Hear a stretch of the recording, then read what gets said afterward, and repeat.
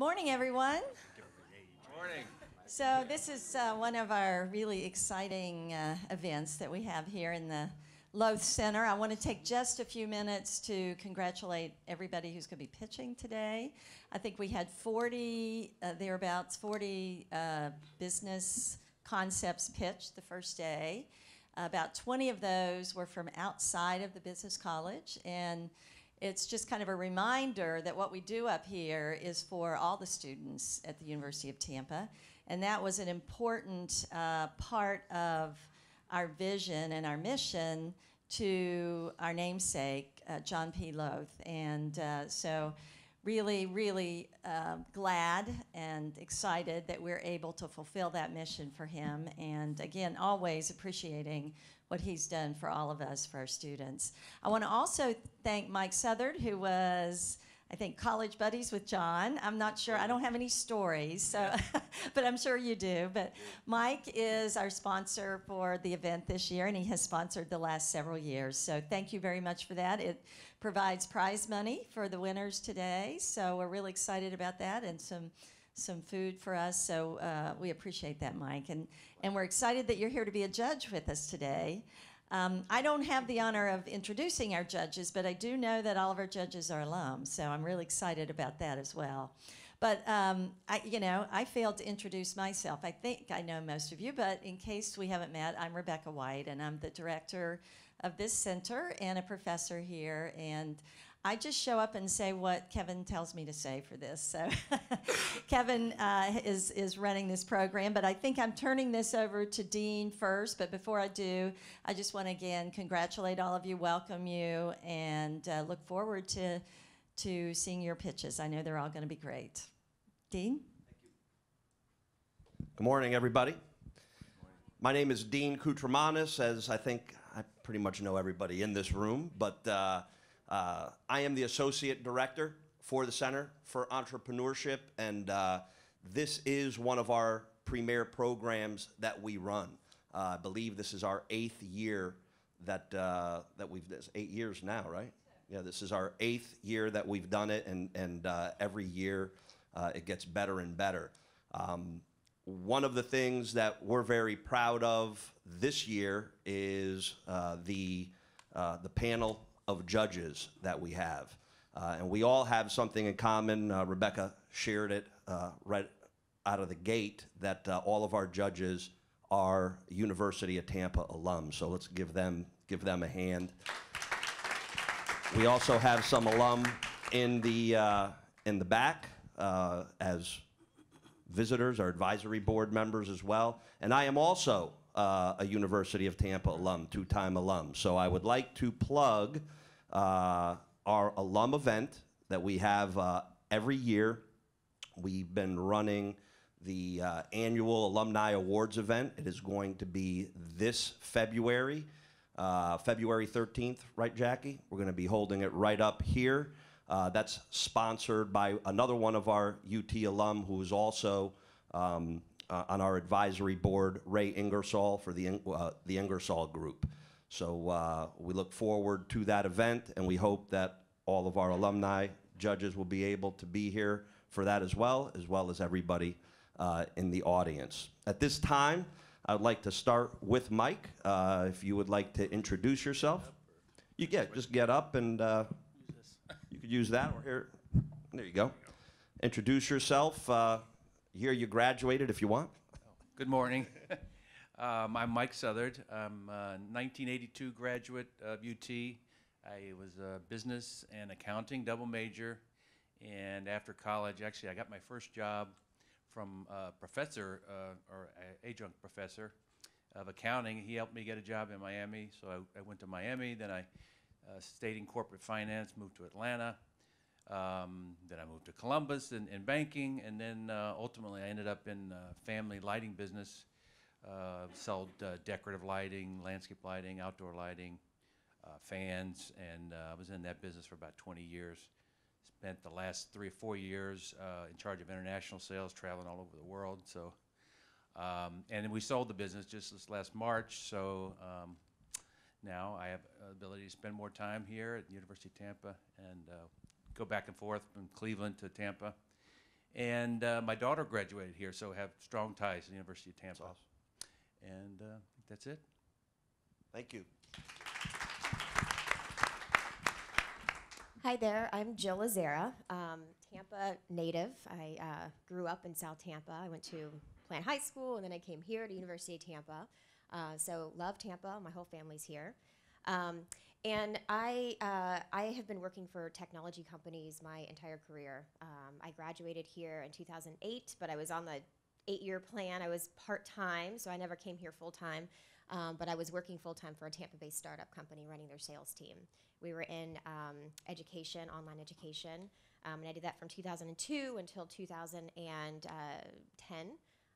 And we were acquired, and I moved to New York City to join a healthcare startup called ZocDoc, which I'm still employed there now, and I oversee their enterprise sales division.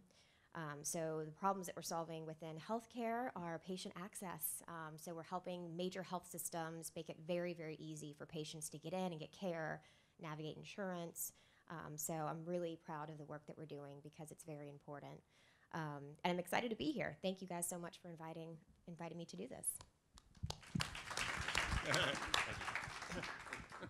Good morning. I'm Joseph Orsino. Did my bachelor's degree here in management and my master's in finance. Had the pleasure of even taking a class under Professor Koutramanis, which was great during my Rock graduate. star student. See how successful he's become? It's all thanks to Professor Koutramanis. So, I now manage a small investment group. We invest mostly in small businesses, restaurants, commercial real estate, building products, and some other industries. I grew up in Toronto, Canada, moved here because my father was living in Tampa, attended the University of Tampa, and then decided to stay because I love it here. I'm also part of the Dean's Advisory Council at the College of Business, a board of fellows, and always happy to come back and help out whenever I can. So, thank you. Hey guys, I'm Jack Barrett.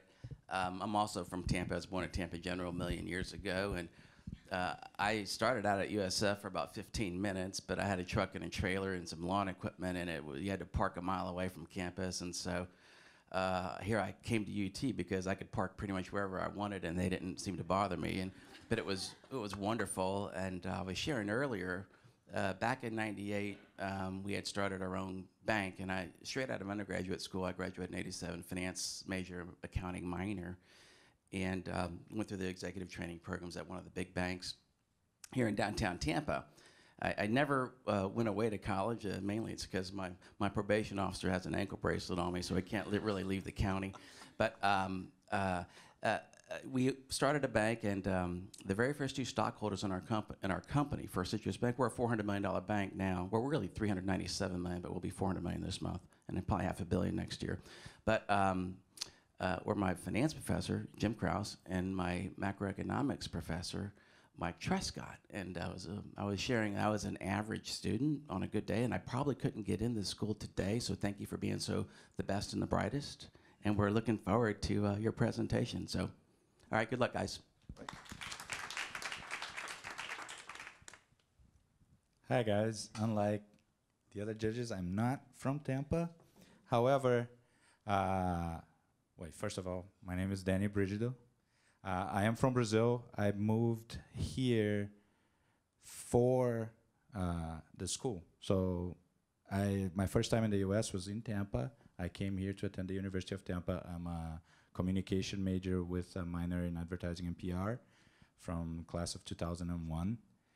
I must say I've been, this is my first time back in 10 years, and wow, this is amazing. I'm very impressed by how much the college has grown, and I'm very excited to see what you guys have to offer here. But I work for Wix.com, and I joined Wix when it was very small, so when we weren't publicly traded yet. So to experience that stage of a company being tiny to huge is a very exciting experience, and I wish you well on all your endeavors, and I'm very excited to see what you have to offer. Thank you. Thank you to all of our judges, and welcome. Please remember, UT is a very special place, and you're always welcome to come back home because we love being here, and it's been a great experience. February 13th. Yep, we said that a little bit ago. Yep. So I'd like to turn over the program now to our Master of Ceremonies, Dr. Kevin Moore. He likes to think he's in charge of this. No, I'm not in charge of anything. So this has been a fantastic class of Create. Just so the judges know, it is a truly an idea pitch contest. So the students come in about 8 weeks ago, and they could have thought of the idea that morning, walking across campus, looked at a problem, realized they can solve it, came up here and said, hey, this is my idea. And in a true growth, we put them through 8 weeks, and it's usually taught by the professors. So Spiro Margetis in finance, Dr. Koutramanis in operations. Who taught law? Dominique Lazaro taught law. Stacy Schetzel teaches on sales. And Dr. White and I teach on leadership and organization. So and as they go through the program, it's really, really kind of a cool thing to watch them grow. And they formulate their ideas. And then sometimes the ideas, they realize this isn't going to work. And we count that as success. It's a wonderful success. So as they go through, I spent my career in human performance, and we've got upper control limits, lower control limits. We measure the performance and how they actually interact on a lot of different measures. But I listen for language. Last night at 9:30, when I was finishing teaching here, one of the folks was in here and they said, Dr. Moore, can I just run this last thing by you? I want to talk to you just a little bit about my sales, my customer acquisition costs. And I thought, that is success. Right there. Right there. So it was an awesome moment. I congratulate all the participants. Just logistically today, students will be coming in and out all day long. It'll kind of be, it'll appear to be a little bit hectic, and it's designed that way so because we invite all our classes, and they'll be showing up as they get up around. No, actually, we'll be done. So,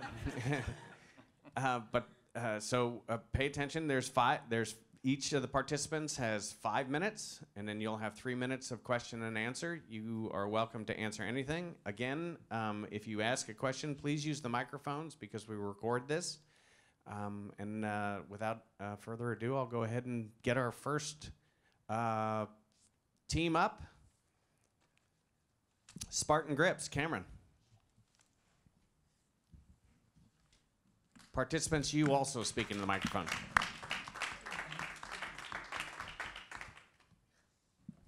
Okay, thank you guys for coming. Thank you.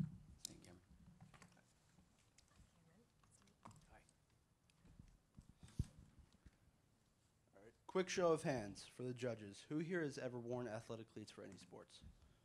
Perfect. If you don't already know, there's a big problem with this. Today I introduce you Spartan Grips, a new way to walk. There's a problem. There's a giant safety hazard here. For my 13-plus year being student athletes, one thing seems to remain the same, that same long walk back from practice, sweaty, hot, tired. Not a care in the world to take off my cleats after practice. There's a problem with this. There's a risk of slipping, and also it's constantly grinding down the studs of your cleats. This makes it a hazard to slip. I'll give you a quick story. My teammate John, this is in my sophomore year of high school. We're walking back from football practice. It's a gorgeous day out, sunny. We're on Shore Road in Brooklyn. We're walking up the concrete steps. Right before we get to the school curb, he slips, falls, shatters his tailbone. He's out for the rest of the year. John is not alone. Others share his problem. What does our product offer? A solution. Our product allows you to safely walk in your cleats. It not only extends the life of your cleats. I personally go through 5 pairs every year. It also saves you money in protecting your investment. And most importantly, it keeps you safe. How does the product work? Simple, attachable rubber sole. It attaches to the bottom of any athletic cleats with elastic bands, protects all metal and plastic studs, provides grip to the surface, including concrete. Our target market, this is a study for the 2017 demographic of all high school players in the United States. There are 325,000 lacrosse players, 455,000 baseball, 850,000 soccer, and over 1 million football players. They all share the same problem, and about 75 to 80% of them buy a brand new pair of cleats every year. Business model, these are the first priorities. We are still in the concept phase. We are in the process of working with 3D art and printing. We are in contact with patent attorneys now. Our main goal is to get a design patent, trademark, and LLC. Finances, projected market value based off of competitors are the $35 to $50 range. Production costs, $12 to $15 per unit or pair. Patent fees, $3,000, trademark and LLC, $1,500. Those are the quotes that I received from the attorney. Why me? Clear and simple. I have firsthand experience in this field. I experience this problem Monday, Wednesday, Friday for practice every week. I know exactly what is needed in this industry. Pass out a pair of cleats really quick. You guys get an idea.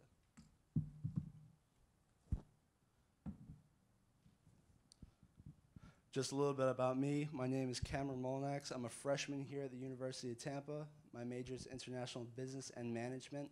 I am on the men's lacrosse team, and I am from Brooklyn, New York.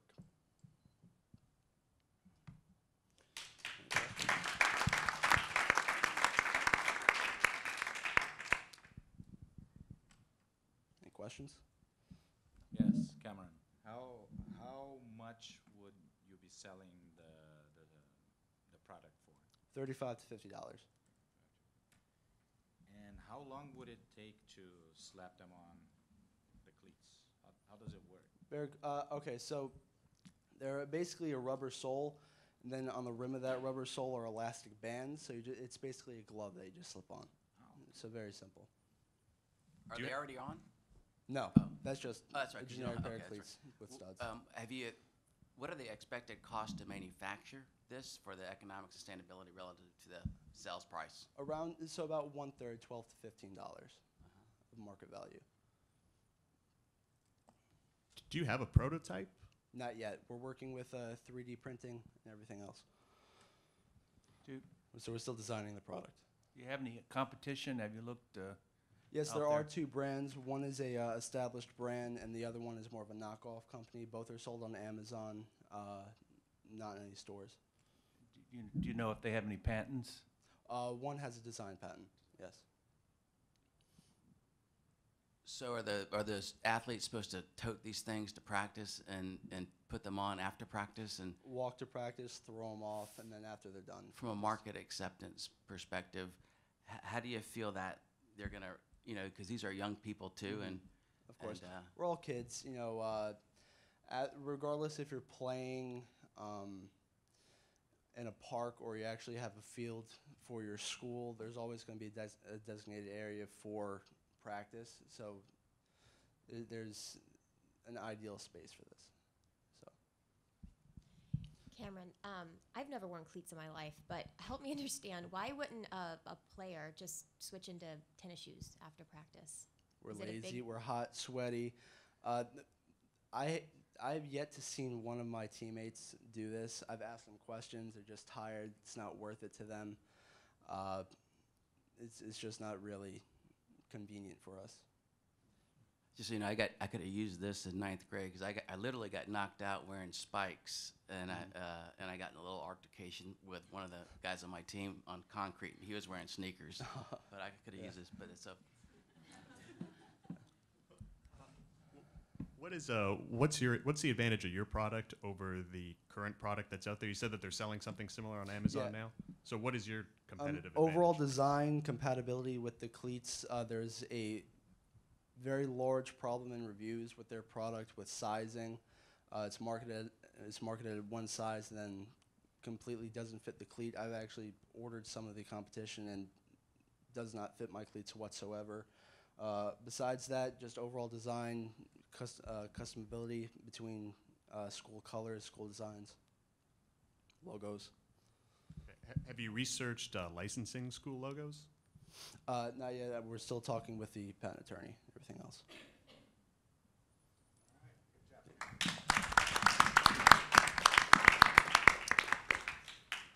Jack, we're not supposed to use those things for fighting necessarily, but Gotcha.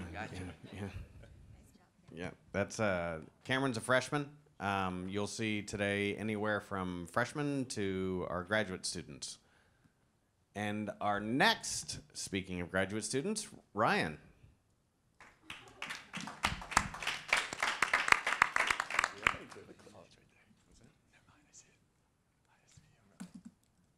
Hey, Ryan.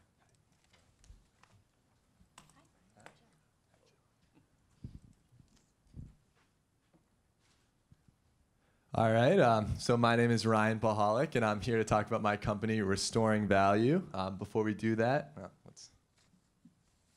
how's this thing work? Can we?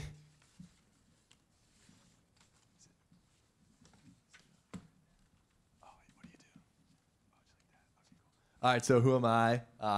So I just graduated undergrad with a finance degree somehow from Bryant University. I ran cross country and track there.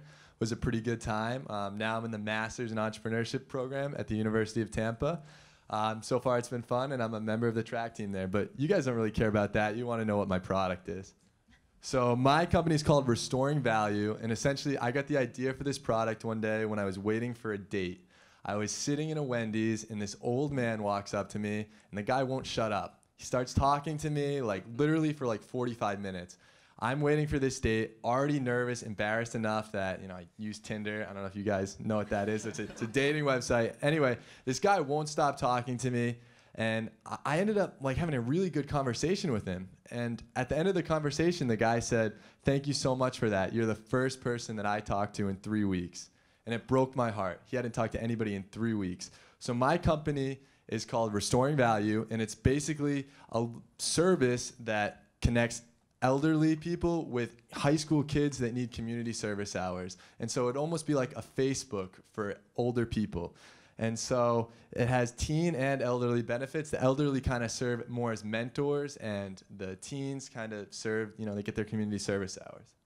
All right, so this is actually a global issue, believe it or not. I took that photo. I'm just kidding. I didn't. I take dad photos. But anyway, this is a global issue. So in London, actually, they hired a minister of loneliness to combat these issues because there's so many people, because now people are living longer and longer, that they just have no one to talk to. So this is my data. What I was thinking when I was first making this service, so I took a management class at Bryant, and essentially what you do is you weight the benefits of something. So I didn't know if I was going to make my service free, freemium, or have a monthly cost. I ended up going with free, and I'll tell you why. A lot of these older people, they have health issues, and so that's my graph. And essentially, like, the advertising revenue that you can get running a free service and creating kind of a network effect was just too good for me. The freemium market sometimes doesn't always work out, and I didn't really like charging at first because I thought it'd be almost too expensive to acquire my customers.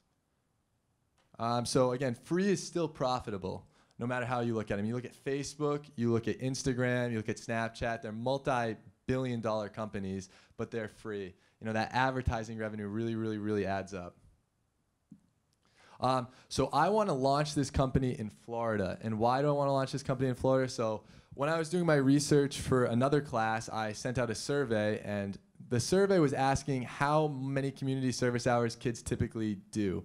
And all the kids that I surveyed from Florida were saying 90 hours. And I'm like, oh my God, when I was in high school, I did like 20 hours. Am I like a horrible person or something? Like, what's wrong with me? But no, so in Florida, there's the Florida Bright Future Scholarship Program, which a lot of kids do. And essentially it pays for community service hours. I mean, it helps give them a scholarship for college by them doing a certain amount of community service hours, and it's actually 90 community service hours. And so if they did their service hours with the elderly people, getting the mentor, they would actually get something out of it. Because I know when I did community service hours, I went to a park, I think I raked leaves for 5 minutes, played my Nintendo DS for 40 minutes, and then I think I basically tried to jump over a trash can for the next hour, and I got nothing out of my community service. So that's my product. Thank you so, so much for listening. I appreciate it.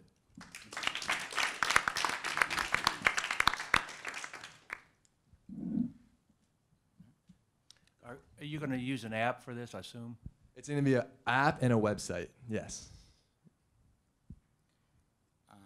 Have you looked into safety concerns? I mean, we're involving we're minors and the internet. Yeah, no, I know. You definitely don't want anything hot and heavy with that. So I looked into kind of the legal disclaimer, I guess, to see how other services like Tinder and do it like that, where it's kind of like you're at your own risk. But I feel like that's kind of almost like that with anything, I mean, when you go and you meet someone and you're doing community service hours with anybody, it's like there's definitely some risk. It's like, well, maybe the guy that I'm cleaning his park is a pedophile. You never know. So. Brian, it seems like in order for this to work, you're going to have a lot of elderly people using your service. Yes. How are you planning on reaching out to them, given that this is technology and they're not the fastest moving people with technology? Yeah, so I want to advertise in newspapers and stuff too, because I know they still read that, and kind of basically work with the people that run the nursing homes. And so they would essentially make the profile for the elderly people, and they'd help them out with that. And then I also still, because there's also a lot of older people that don't have anyone to talk to that aren't in nursing homes. So I still wanted to have something where they could communicate too. So, I was thinking about advertising in newspapers about this service so they could call a local nursing home or a local school and kind of get involved and make their own profile and get help with that. So, Are community service hours mandatory in high school?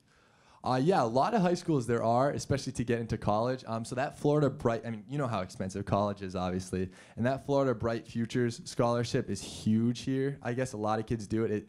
There's 3 levels of it, but the highest level takes up a huge amount of tuition. So it's definitely a necessity. Is there any concern about these hours not qualifying, or would there be how? No, because you can volunteer at nursing homes for community service hours, and it's just you're just basically spending time with people. It's kind of so I in high school got some community service hours doing Big Brother, Big Sister, and I was just playing with kids, you know what I mean, mentoring them, but it wasn't anything, or as cleaning or doing anything like that. All right, thanks so much, guys. Thanks, sir.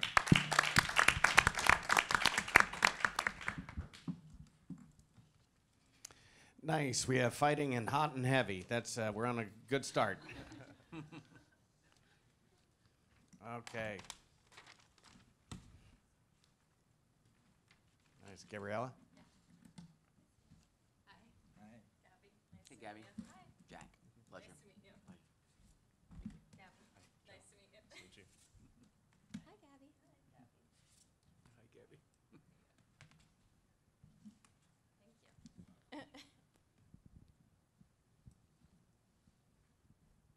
Alrighty, so if you've ever dropped your phone, or at least seen somebody drop their phone, you know what that terrifying moment is like when you drop your phone and you're reaching down to see if you've shattered your screen. That feeling is similar to when you drop your makeup products. You're literally hoping that you didn't just ruin your product. I'm Gabriella, and my product is Powder RX. Powder RX is the easiest way to instantly save your makeup products. So for those of you that maybe don't use makeup or have never broken your makeup before, this is what it looks like. So when you first buy your makeup, it looks beautiful. Looks like a masterpiece. But somewhere along the way, after an unfortunate series of events, it ends up looking like this. So it's a mess. And outside of being inconvenient and obviously messy, it's also expensive. On average, women spend anywhere from $300 to $500 a year on makeup products. And of these, 20% of that can be attributed to wasting because they've broken or dropped their makeup products. So it's a huge issue because you're not only wasting makeup products that you like, but you're also wasting money. So my solution is Powder RX. And Powder RX is a kit that includes an easy-to-use tool and a solution, a binding solution spray.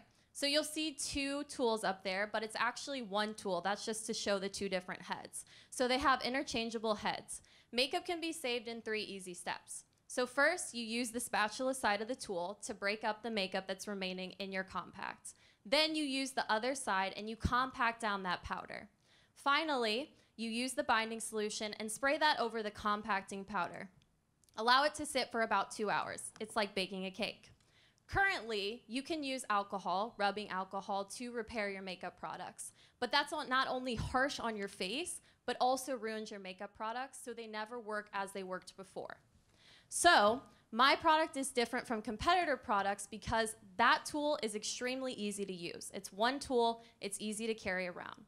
Outside of that, the solution works much faster than any other products on the market. Normally, you have to wait anywhere from 24 hours or even longer for your product to actually be repaired. With mine, it's 2 hours or less.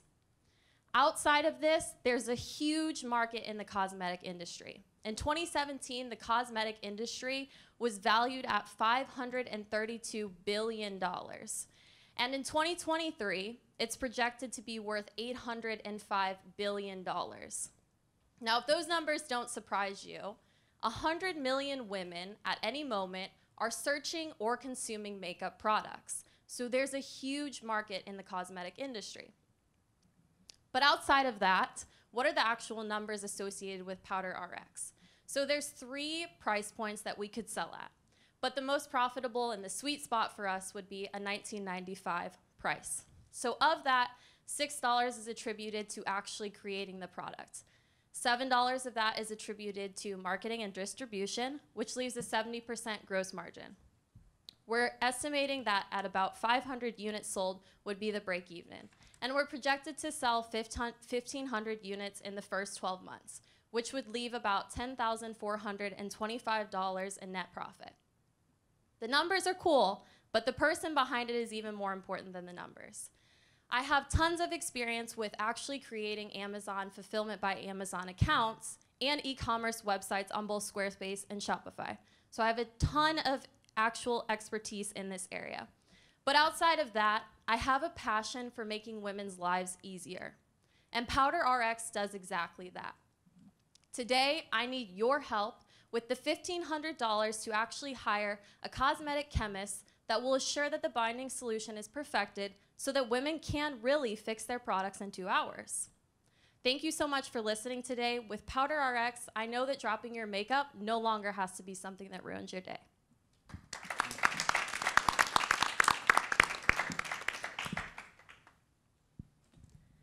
So as the only female up here, I will tell you that this actually is kind of a big deal. It's a problem for me. I travel all the time, and I can't tell you how much money I waste because it doesn't matter how I protect my products. There will be one product that just is crumbled. I throw them away now because I don't know how to fix them. I didn't know there was a solution. But do you have a patent on this? Because what's stopping a L'Oreal or one of the big name brands to just make something like this? Yeah, so that's a great question. So this is actually, I'm in the prototype phase. So I have the actual files to 3D print it. There is no patent that has been filed yet. The 2 competitor products that are on the market, they say patent pending on their website, but you can't find any patent that's actually been filed. So the patent wouldn't be on the tool, it would be more on the binding solution because the proprietary part of that would be how quickly that solution actually reacts. But there's been no patents filed yet, but there definitely will be after this. Gabby, we were talking about all that waste. How many kits would somebody that's using the makeup regularly need to buy a year? Is it like a once a year thing or? So the solution is 20 milliliters, which is pretty big. It's about that big. And that will allow you to fix anywhere from, depending on the size, 5 to 10 makeup products. So you can use it over at least 1 to 2 years. And the price point, like I said, we're selling at $19.95. And on average, any type of compact you're buying is at least $30. So you can see the value there. Now, would you consider getting the chemist to maybe offer him 5% so you can save the $1,500? So he's got that incentive to get a formulation or a solution that would not disrupt the consistency and along those lines? Yeah, so a partnership, is that what you're talking about a little bit? Yeah, so I've definitely taken that into consideration.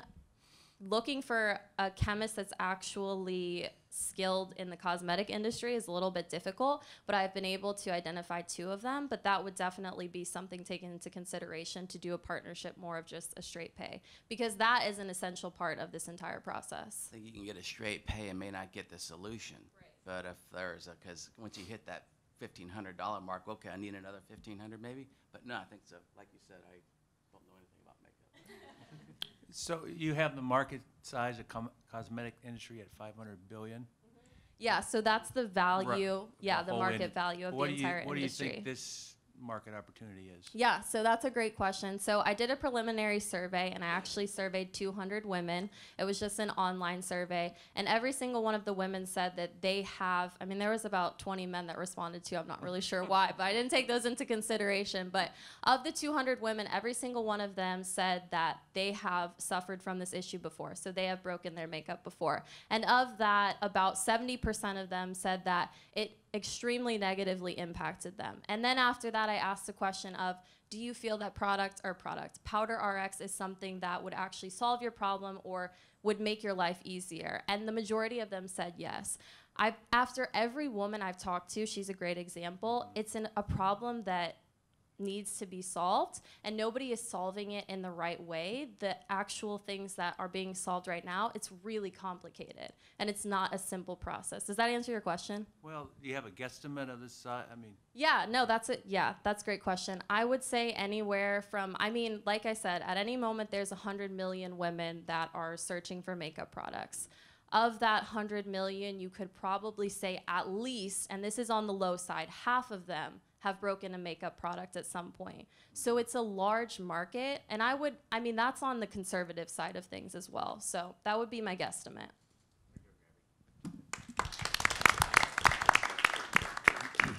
One of the best things about teaching here at the University of Tampa with these folks is I learned so much. The thing that I learned from Gabby was how expensive these products are. Had no idea. In fact, I went home and talked to Jane about it. oh, hi, Mike. Hi. And this is Ava. Hey, Ava. Jack.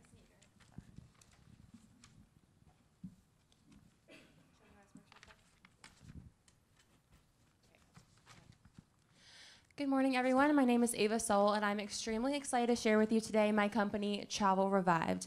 Now, I didn't just choose this background because it's beautiful. I chose it because it is the inspiration behind my entire company. So a year ago, my brother and I took a trip to Austria, spent over 20 hours planning this trip, get there, meet up with some local friends, and they say, oh, go down this little winding road, take a right, and you'll see a lake where you can have lunch. Go up to the lake, there's a water slide in the middle of it, there's mountains around it, it's the most beautiful place I've ever been, and I remember standing there thinking, why couldn't I find this on my own? Why did a local have to tell me about it? And that was the birth of my idea. That is why I created Travel Revived, so when you take time off of work and you spend your hard-earned money to take a vacation, you get the best experience out of it. Now, Uber has changed the face of ground transportation. Expedia allows us to book a flight in under 5 minutes going anywhere. And Airbnb has revolutionized lodging. But there's yet to be a service that helps you choose what to do once you actually get there. And that's why we travel, for the experience. Now, Travel Revived makes it easy in 3 simple steps. So you go onto our website, it's an online platform, you make a profile, filling out first your basic information, name and age, and then your persona and travel preferences. So do you like active things? Do you like educational activities? Are you an indie traveler? A lot of preferences there. Then you enter your destination, and then places in that destination that match your profile appear. So it's very easy to find things that you would enjoy. There's also a 4th option, which is to hire a local. They can either give you a personal tour, you can have a phone call with them, ask them anything you want, or they can make an itinerary for you as detailed as you would like. Now, Airbnb conducted a study showing that 86% of their 140 billion users use their service because they want to experience the city like a local. So what a better way to visit a city like a local than to talk to one first and get all the local secrets, as I did in Austria. Now here's just a quick example of what an itinerary might look like. So here we have an indie traveler. They like vintage type places. They're going to Tampa. Here's 2 breakfast options. This one on the left has local art. On the right, we have a crepe place with a nice cozy atmosphere. Here are 2 morning activities that are very close to the restaurant. This one here, an indie flea market. They sell vinyl records, live music, and over here we have yoga in the garden. Now, I found, conducting primary research, that 97% of people, given the opportunity to speak to a local before their trip, would. As of now, 79% of people do not utilize a third-party source while planning their trip, meaning they conduct their own research, which can take hours and hours. And then here it shows that 77% of people sometimes speak to a local when they have the chance. 5% always do. They really try to seek them out. And then 96% of those people say that it really helps them before going on their trip. And now these people in the never category often just don't have access to somebody. So my costs here, the brunt of the cost is going to be the website development because this is a technology-based company. Monthly cost, I'm going to be paying employees based on commission, so they get value for what they put in. Revenue, we have 3 revenue streams here. The first one being affiliate marketing, the second one being selling services, so with the locals, and then the third, once we gain more traffic and traction, advertisement revenue, which will continuously grow.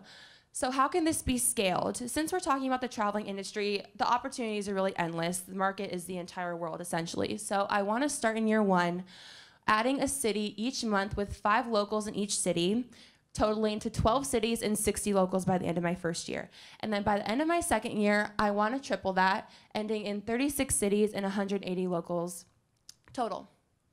Now, these are the people I've been working with. They're amazing. We're currently working on a minimal viable product to test for the market. And they agree with me that after 20 hours of my trip planning to Austria, I should have been able to find this place on my own. What if I hadn't known the person there? I never would have seen this place, and this is my favorite place in the entire world now. So, and I also realized that there's a certain level of customization and personalization with nearly everything in our lives except trip activity planning, and that's really important. So join me in helping people see the world from their own unique perspective and making adventure a priority. Thank you. I think there's a real need for something like this, particularly for busy people that don't plan proactively because they don't have the surplus time on their hands.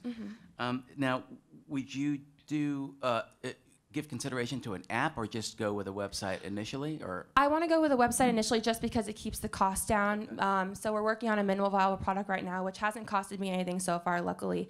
But if the website gains traction, I would definitely consider turning this into an app for sure. Who's originally populating this database of activities?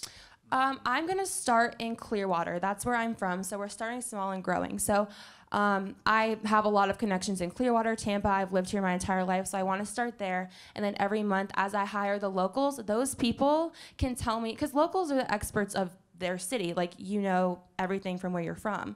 So those people can contribute to the database and then also provide the services for the people signing up. So you're paying the locals at the Yes. outset to gain sort of the base of information, Yes. but then customers can hire those locals later if they're traveling there and they want more information? Yes. So basically, as a user, you go onto the website, fill out the profile, search your destination, and it comes up with places. If you want to ask questions, because I know whenever I go somewhere, I'm like, okay, do I know somebody there to talk to? So they can call them and ask any detailed questions they want. They can have an itinerary made for them or just a phone call or a tour. So it's free to use other than the service. Ava, I'm sorry if I missed this. What's your business model? How are you making money off of this? So there are 3 revenue streams, the first being affiliate marketing. So I'm currently talking to 2 small businesses over in Clearwater because that's the first city I'm going to start in. One of them is like a boat charter, so I'll give you that for an example. So let's say someone books their boat charter through me. I would get a percentage of that, so cost per click and cost for booking.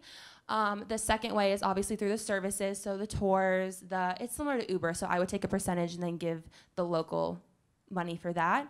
And then once we do gain traction, it's really hard to make revenue off of advertising if you don't have a lot of eyes on it yet, but that will eventually become a main source of revenue as well. how would you qualify the different vendors as far as that you would really have to pre-qualify to make sure that they're, you know, a reputable and it's a good experience for your client? The locals, you mean? Yeah. Okay, so yeah, we will be interviewing them. I will conduct background checks. There's an option to do, since eventually I want to scale this to where I'm hiring people all over the country, all over the world. So there is an option for international background checks where you can do like a video recognition, so you know you're checking the right person, you know they're safe. And then with Uber, they hire independent contractors, so that reduces liability. So I want a model similar to Uber, since it is like you're meeting with a stranger, but nowadays we get in strangers' cars, we stay in strangers' houses with Airbnb, so it's not a new concept. Do you have an estimate of the cost of opening it in a new city, for example, once you move past your 5 initial? Yeah, well, since it is online, the initial cost won't be that much. It'll really just be getting the information and hiring the local there. So the brunt of my cost is just going to be getting the website developed, which I have estimated at $26,000 with the person I'm working with now.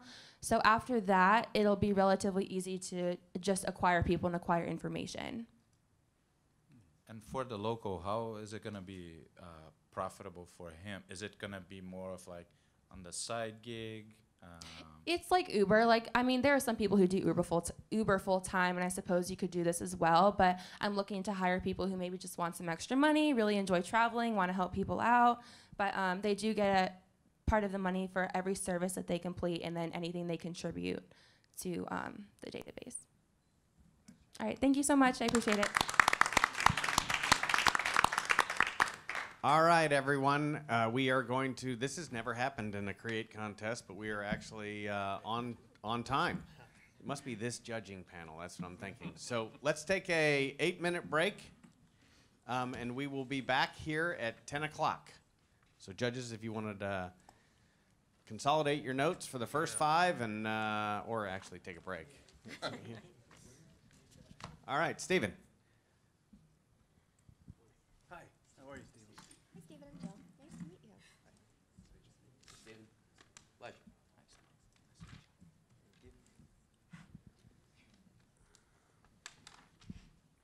All right, so I was going for a run on Bayshore Boulevard. You guys are all familiar. Beautiful sidewalk just down the road.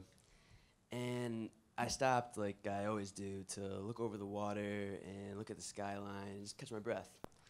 And this woman, she comes running past me, and she has this big, aggressive dog on a leash. You've all seen it before, where the dog's running the person not running the dog. And it caught my eye.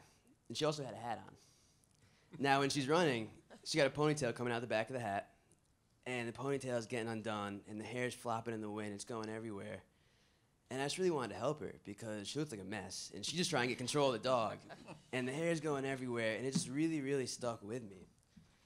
And I've had the idea of helping the next person on Bayshore Boulevard that has that same problem. And that's why I'm here today to introduce my company, SDP Clothing, and my product, the tie-back hat. I want to explain to you what the problem is, how I'm going to fix it, and how your investment is going to help take my company to the next level.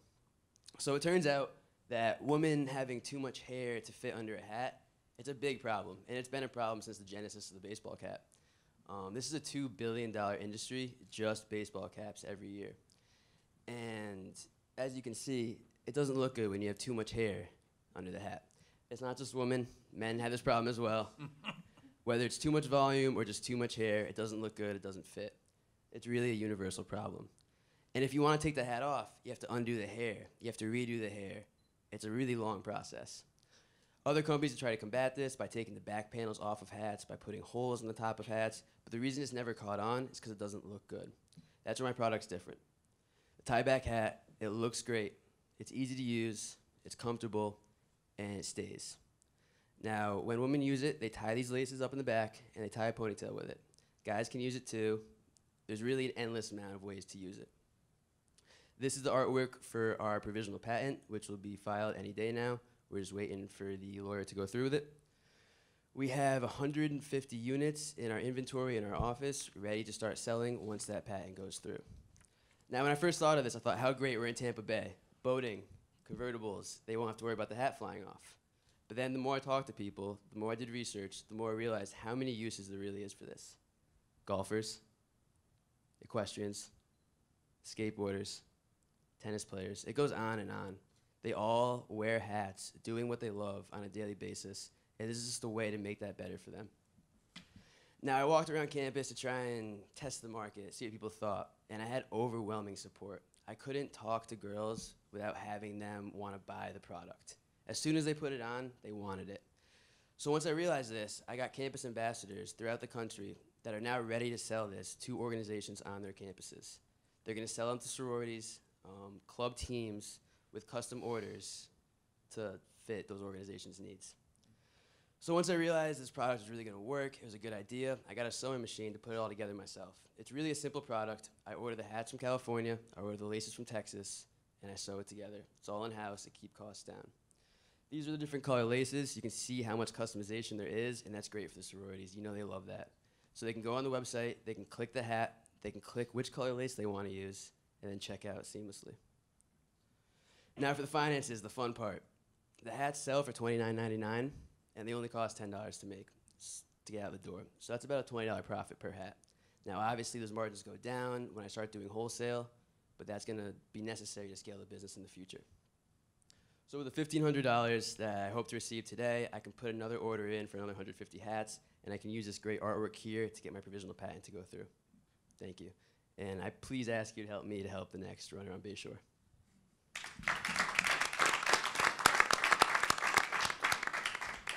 This is one of the 150, if you want to pass it down, just to get an idea of the construct. It's kind of hard to conceptualize without actually seeing it and understanding the Stephen, how mold long of it. does it take for you to make one of these? Well, it takes about 2 weeks for the order of hats to come in and get all the materials ready, and then to actually sew it together, it's just 2 simple sews. So you just sew the lace down, you sew it up. I like the logo. Thank you. So is the way your product works, I could buy any hat or tell you whatever hat I want, and then all you do is you manufacture this on the outside. It's not like your brand of hat. No, this is my brand of hat. Okay, so it has to be your brand of hat. And how much does a normal hat cost compared to this $30? They range from 20 to 30. If you go into lids, the average hat is 30.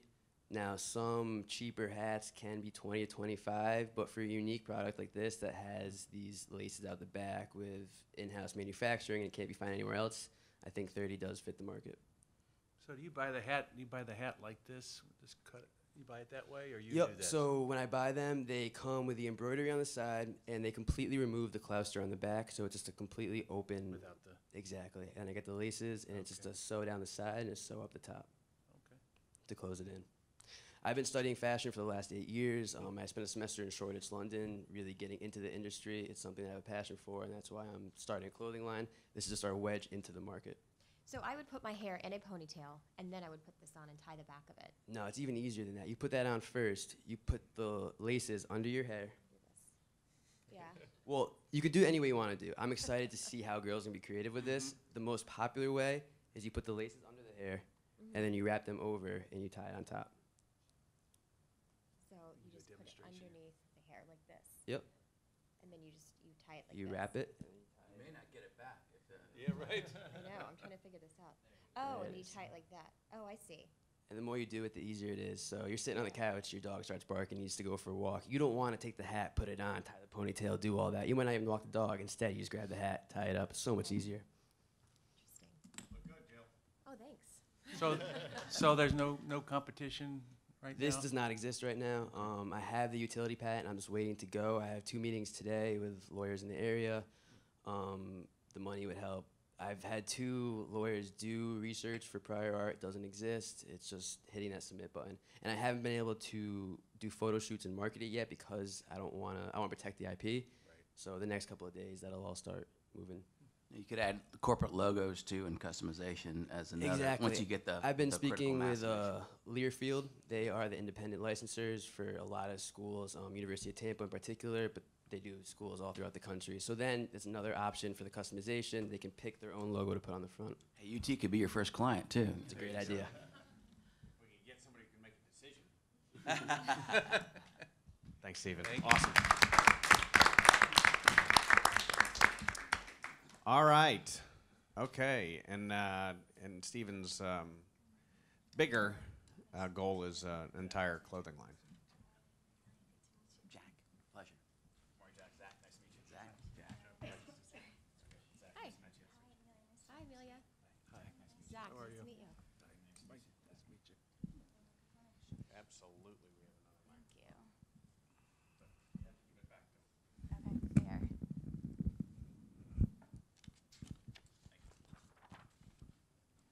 Good morning. My name is Amelia Mayo, and I'm a 10th grade English teacher here in Hillsborough County. Something that I'm super passionate about is engaging my students in relatable content. One way that I do this is through technology. Whenever I ask my students to take out their cell phones for educational purposes, they're extremely excited. They're intrigued, and it works really well. However, this excitement only lasts for so long before they get distracted by things like social media or text messaging. Because of this distraction, I'm unable to utilize the educational applications and resources that exist through mobile devices. Additionally, the current tracking of students throughout the school day is extremely outdated. That's why we came up with Seed Classroom. Seed allows me to drive educational content to the students' phones while eliminating the distraction. Let me show you how it works. My name is Zach, and I've been working implementation for software for the past 3 years, and this would help us create this application. As you can see, on the left-hand side is the student's device, and on the right-hand side is the teacher's. Teacher is showing the current roster of students that are about to show up, and the student just sat down at his desk and scanned a QR code, which is now automating attendance. In this case, you could see Chris has been marked tardy appropriately because he showed up late. Chris is now being presented with the educational content that the teacher is driving to his phone. Clicks on the University of Tampa's website and can navigate freely through the site, but does not have any access to the URL bar to take him away from the site. If Chris was to leave the application, the teacher would be immediately notified. Now the teacher is going to go over here to his current classes, view the active site as University of Tampa, click on the bookmarks, and view recently used sites. It's going to go ahead and re-enable a site called Kahoot, get the site re-enabled confirmation, and that site's going to pop up on Chris's device. Chris now is going to go and request a hall pass. Choose the destination that he's going to go to. In this case, it's the restroom. You're going to go ahead and click request, get the pass requested confirmation. That request is going to be notifying this teacher. Teacher is going to get the request and see that Chris is requesting to use the restroom and can approve or deny the request. In this case, the teacher is about to approve this request, and you'll see Chris's device turn into a mobile hall pass. At the top of that pass, you'll see the destination Chris is about to go to, the current time, and a green light flashing indicating that this isn't a screenshot from yesterday's class. The bottom of the pass says the name of the teacher that approved the pass and at the time that they approved it. You see the teacher's about to go back to the roster. You could see that Chris is, in fact, still using the pass. When Chris arrives back into the class, he'll sit down at the desk and scan that QR code the same way he did when he arrived. When he scans that code, he will now no longer be marked using a pass. Seed sets itself apart from the competition by incorporating a multitude of problems that exist into the classroom today and forming one simple solution for the teachers to use in class. We have partnered with a company called Clever, which is a single sign-on solution that's in 60,000 schools today and makes our data integration seamless. Clever is already integrated with all the student information system and allows us to implement this into schools in one day. Our target market is secondary education, grades 6 through 12 specifically. When we found out that students are receiving their first phone at the age of 10 now, that's when we decided that this was our market. Currently, we charge $5 per user per year for schools to have access to Seed Classroom. A user is any student, teacher, or administrator. In the future of Seed, we plan on becoming the gateway to classrooms for educational content on the mobile device. We currently have a physical presence in Tampa, Long Island, and northern New Jersey. If we're able to tackle 5% of those markets, in year one, that's going to be $120,000 in sales. Currently, we've raised $68,000 at a $1.6 million valuation, giving us $52,000 remaining to reach our $120,000 goal to secure this first round of funding. Seed allows me to teach engaging and technology-enriched lessons every single day. Help us incorporate this in classrooms everywhere. Thank you.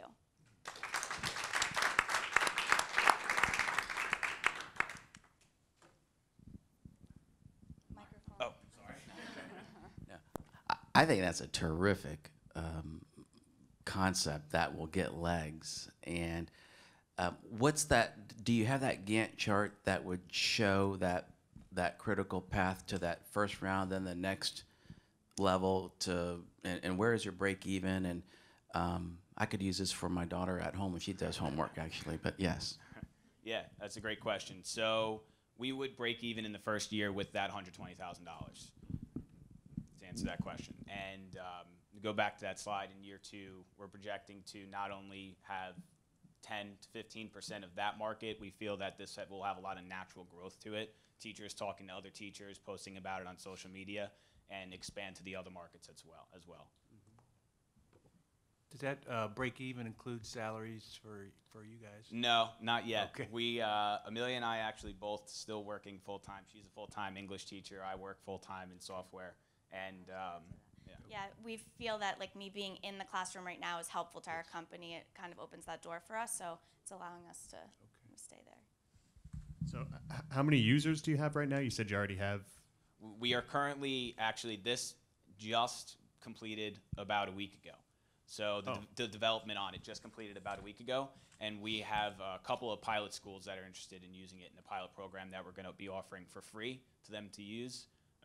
We see the best way to get into the door is give this to them for free, give them a 60-day trial period, and then basically say, okay, now is the time where you pay for it, and it's going to become a necessity in their classroom, and they're not going to be able to have it taken away from them. And you install QR codes on each desk?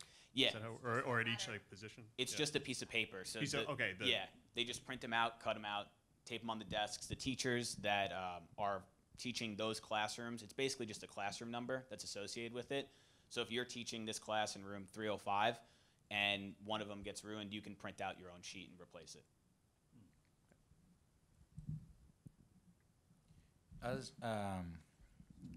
Can you give me an example of like pushing the educational content to the students? Like it was very clear how it can be used for attendance and the hall pass, but for teaching the class itself. Yeah, great question. So for me personally, I'm an English teacher, and so I love to use technology for assessment purposes and collaboration purposes. So that example, Kahoot, it's an online assessment tool, and so I could drive that through Seed. The students would just open up Seed, and let's say a kid got distracted and starts opening their text messages. I would know that that kid is no longer using Kahoot, and I could send him him or her a notification saying, get back into the classroom. So I have a few friends that are teachers, and they've all complained many times about funding being a serious issue, especially in Florida.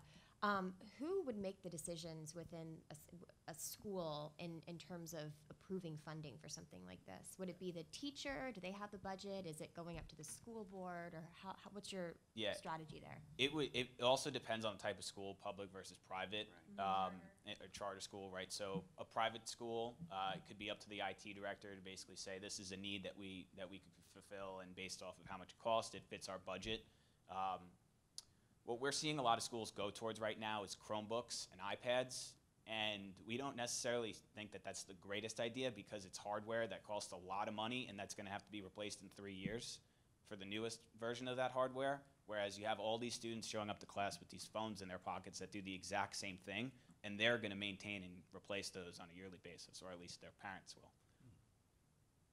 So in the public schools, it's really at the district level, the principal as well.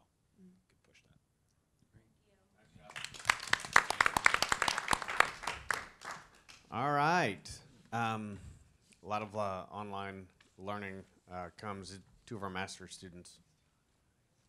Dan? I get to follow that act? Yes, you do. All right. Thanks. All right. Testing. Very good. So, great job to see Classroom, and I'm going to do my best to follow that act. Good morning. Thank you, judges. My name is Dan McGonigal, and I'm with Status Go, where my partner Blake Wheeler and I are really passionate about learning and development.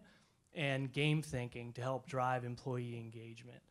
Blake and I have worked together in the past, most recently at Vector Solutions, where we developed award-winning educational technology software. We're both lucky enough or crazy enough to be working on this full-time right now. And I left my position as vice president at Vector Solutions in June to work on this full-time. And Blake and I synced up in July and realized we were both kind of looking at the same or similar opportunity.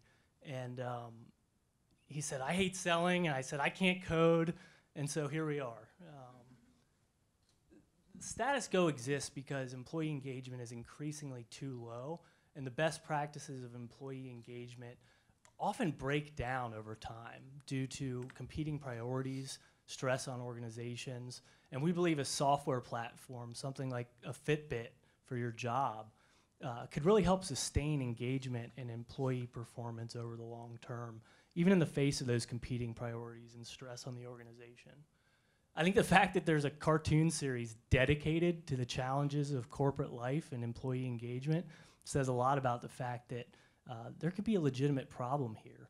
And there's unending data that supports this. So a couple key points there. Worldwide, only 15% of the world's 1 billion full-time workers are engaged in this work, in the work that they do. And in 2018, we don't believe that that's acceptable. And the financial impact of that is pretty mind-blowing. In the US, roughly $500 billion in lost productivity each year. It's not good for business. And if you go beyond the numbers to the human factor, if you've ever worked in a job that you just don't like or with people that aren't engaged in their work, you can imagine that the psychological pain of that is often tougher to deal with than physical pain. So, you know, we believe our customers' pain is their employees' pain. You know, unengaged employees have a horrible impact on customer satisfaction and a range of metrics. So we're building a software solution based on some key principles to help drive employee engagement and continuous performance management. Blake is here. He's got a prototype, very early stages on his phone if anybody wants to see it. And what Blake brings is his background in game design and game thinking. And we want to use those elements to foster motivation and satisfy the motivational needs of employees. And deploy those, like I said, through a software platform that can play anywhere in an organization and really pull on what we believe are the four most critical levers for driving organizational performance. So transparent goal setting, so I can see how I'm doing and how others are doing against their objectives and how they roll up in the organization. You can imagine being able to pull your phone out and see that would have a pretty powerful impact on performance. Coaching, so if I haven't done a coaching intervention with one of my employees, the app might nudge me or say, here's some tips to get back on track with this employee. And then real-time 360-degree feedback where people can rate me on my performance anonymously and I can rate others. You can imagine the impact on engagement there. And what we're really trying to do with that is help keep employees in this flow state, you know, where the work that they're doing meets that happy medium between work that's too difficult, that it causes anxiety, right? And then work that oftentimes might be too boring. And because that's where we believe real growth and development comes for employees. And the benefit to organizations, you know, the data out there, especially these numbers from Gallup, I think the numbers speak for themselves in terms of why an organization wouldn't want to invest in this. And what we're looking for today is really support and investment to help small and medium-sized businesses realize these benefits and go from status quo to status go. Thank you.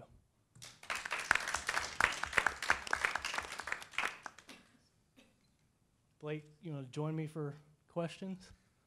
Sure. Any questions? I think there's a lot of merit to your concept, and being able to do that, just the test drive of it on that screen, I think would go a long way to helping managers, you know, connect. And I think there's just a lot of potential along the way. Great. In terms of the question, how much do you have to go to get to, you know, to get sales going and ramp up time, and how many users do you need to start that break So even the point? initial version of the platform, the estimated cost would be $40,000 to develop the initial version. That would be with the goal setting and the real-time 360-degree feedback. And our goal that we've talked about is having companies, even if they're testing it for free, testing it by June of next year, which means we want to shoot for April, because everything always takes a little bit longer than you think, right? I think the biggest skin game in management is that managers don't really know how to manage, and they could use the app. I think managers could benefit from that app to consolidate all those moving parts and get coached up to be effective in delivering that. And we've gotten feedback. Our market is small and medium-sized businesses, but we actually got really good feedback from companies like Raymond James, Goodwill Industries. There seems to be a real appetite for this, and kind of a sea change in terms of how performance management and the use of technology for performance management is being viewed in organizations. Sorry, go ahead. Thanks. So, Dan, this obviously is been something that I think every company is trying to figure out for a very long time, how to engage with your employees in a more meaningful way. And there's a lot of very large, very smart companies out there that have a lot of technologies that solve this solution. So what would you say is like your number one differentiator from what all the other things that are on the market right now? Yeah, so there are some big companies. You've got ADP, you've got Workday. I think I heard some folks complaining about the Workday interface that's being implemented at UT today. So even those big companies have their challenges, and we're not going after them. We don't want to do talent, we don't want to do payroll, we don't want to do timekeeping. We want to do continuous performance management where we link employee engagement as clearly as possible to the performance of the organization. And so I think that focus combined with our use of game thinking and behavior-based management, I think those are pretty big differentiators. And the other thing I would say is a lot of the competition, I'm tracking 20 that I consider true competitors, and they're very much about recognition and rewards and employee satisfaction, and that's important. But I think another thing that we bring is the other side of the coin, where we offer experience points for risk-taking, failure, because it's not all sunshine and roses, right? True growth comes from challenging yourself, challenging others, and that's the kind of culture we want to help organizations create, if that makes sense.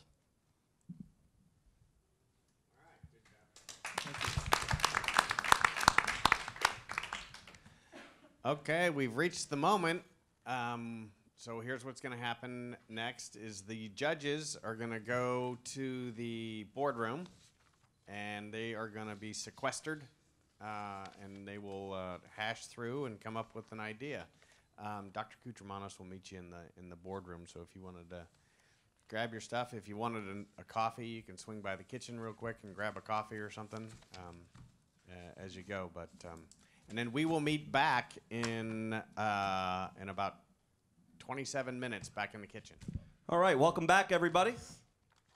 Had a very exciting morning, and the judges were very busy deliberating. Before we make the announcements on first, second, and third place, we would like to see if the judges have any feedback in general or anything in particular that they would like to speak about to any of the participants in Create.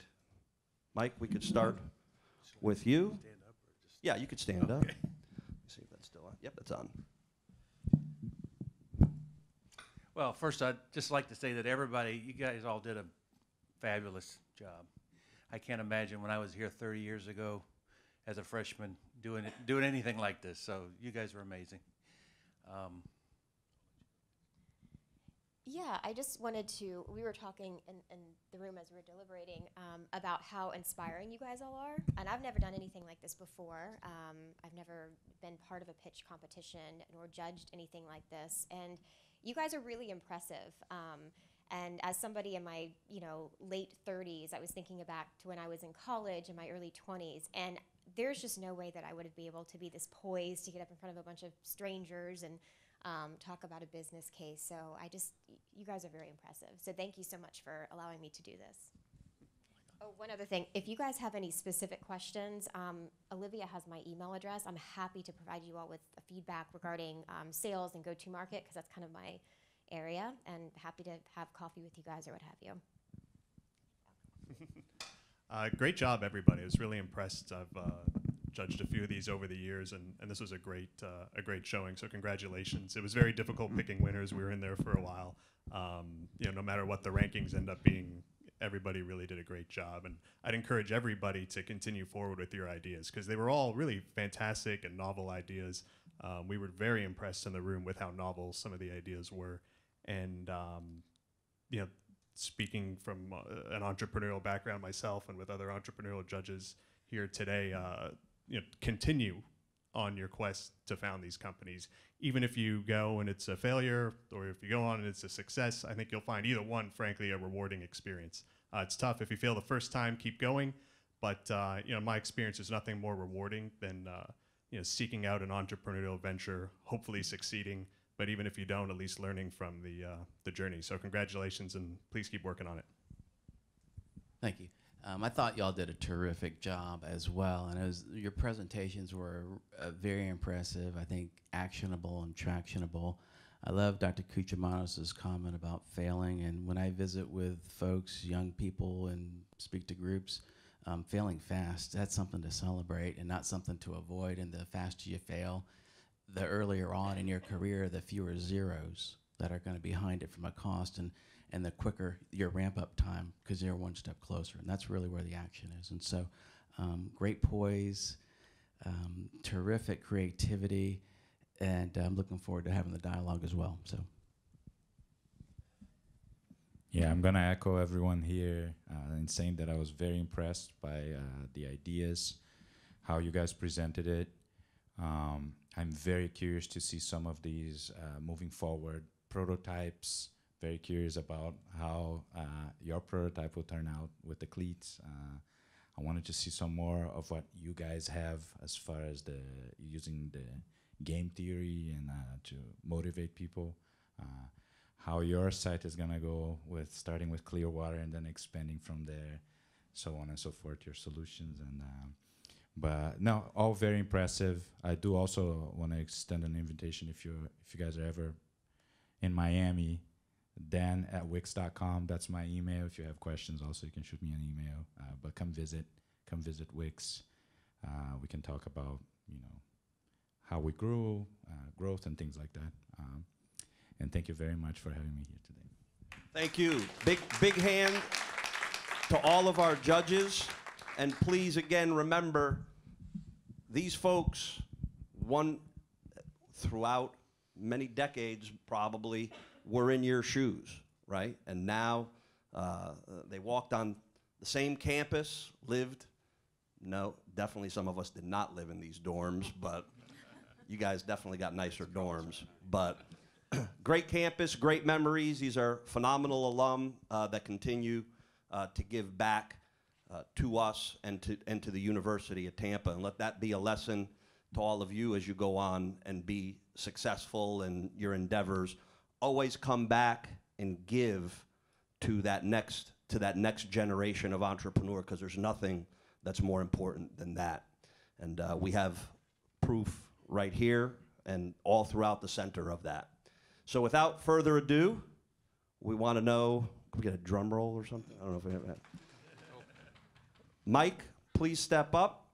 Mike is the sponsor of this Create event, so we want to give him a great round of applause and thank you for your support. And Mike will be announcing on behalf of the rest of the judges the winners. Okay. Thought maybe I could get away with not using it. But again, thank you all so much. This was so much fun for all of us, and we had a tough time deciding. But let's start with number 3. That would be restoring value, Ryan.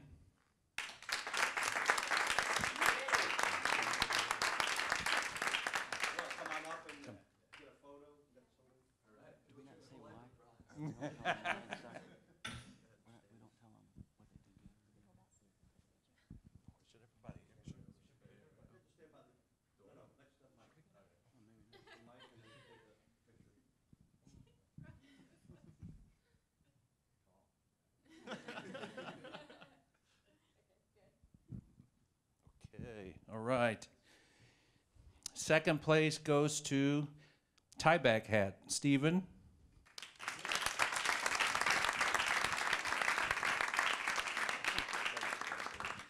You should get everybody, not just me.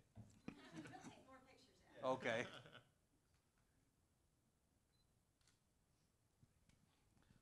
Okay. And finally, number one, seed.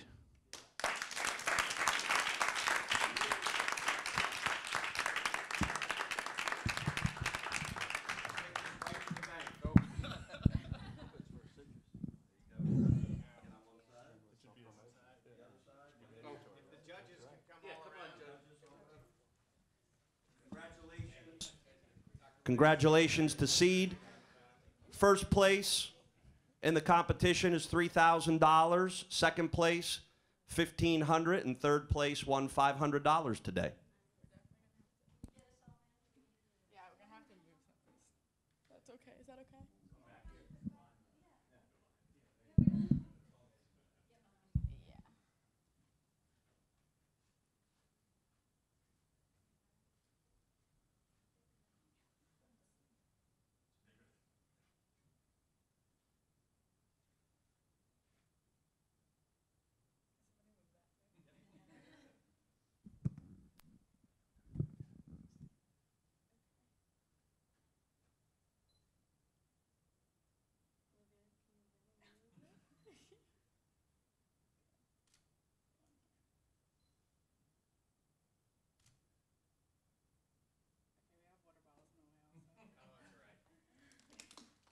Whoops.